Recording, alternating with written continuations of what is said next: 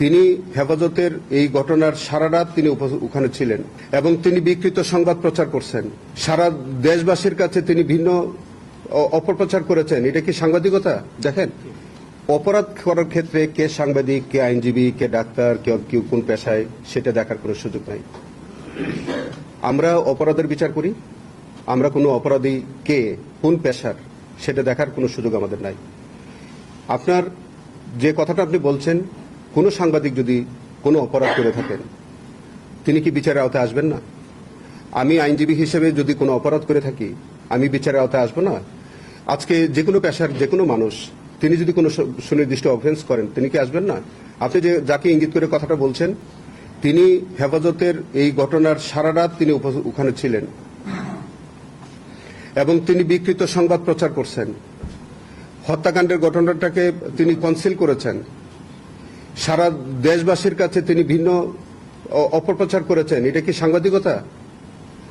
আপনার যেসব সাংবাদিকদের বিরুদ্ধে অভিযোগ, তারা তৎকালীন সময়ে ফ্যাসিজম করার জন্য, একটা সরকারকে ফ্যাসিস্ট করার জন্য অনেক সাংবাদিকদের তখন ভূমিকা ছিল না, যার কারণে আজ এই রাষ্ট্রটা একটা ফ্যাসিস্ট রাষ্ট্র হিসেবে অভিহিত হলো, একটা সরকার ফ্যাসিস্ট সরকার হিসেবে আবির্ভূত হলো।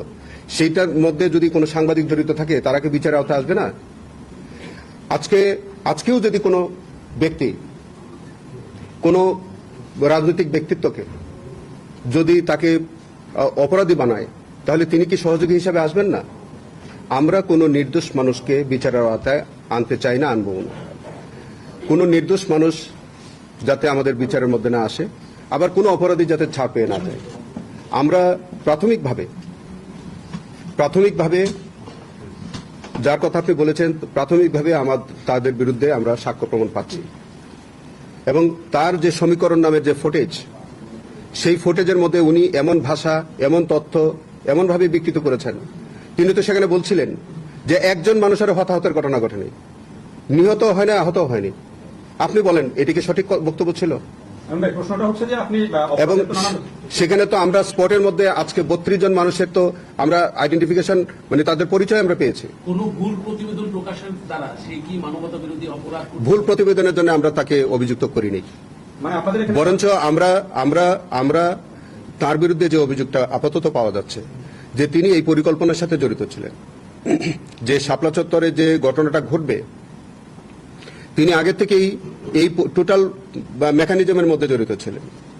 সেখানে অপরাধ এবং পাশে সেই মেকানিজমের মধ্যে যে তিনি ছিলেন, সেইটা তার পরবর্তীতে সমীকরণ রিপোর্টের মধ্য দিয়ে এটা সুস্পষ্টভাবে প্রতীয়মান হয়েছে। সেইটা আমরা বলছি যে আমরা যদি তার সেখানে যদি কোনো অ্যাবেটমেন্টের মধ্যে যদি তাকে না পাওয়া যায়, কোনো কনস্পিরেসির মধ্যে যদি না পাওয়া যায়, তিনি বেনিফিট পাবেন। একটা বিষয়, সেটি হলো যে এই বিষয়টা আপনি ভেবে বলছেন, কিন্তু সেই দিনের ঘটনায় তো আরো অনেকেই ছিল। যদি আরো থাকে আরো আসবে, যদি আরো থাকে আরো আসবে। এটা আমাদের ইনভেস্টিগেশন এজেন্সি কাজ করছে। ইনভেস্টিগেশন এজেন্সির একচ্ছত্র তাদের স্বাধীনভাবে তারা কাজ করে। তারা ইনভেস্টিগেশন করবে, ইনভেস্টিগেশন করে তারা যাদেরকে সেন্ট আপ করবে, যাদের বিরুদ্ধে প্রাইম অফিসে অ্যালিগেশন পাবে, তারা ট্রাইব্যুনালে তাদের বিরুদ্ধে রিপোর্ট সাবমিট করবে।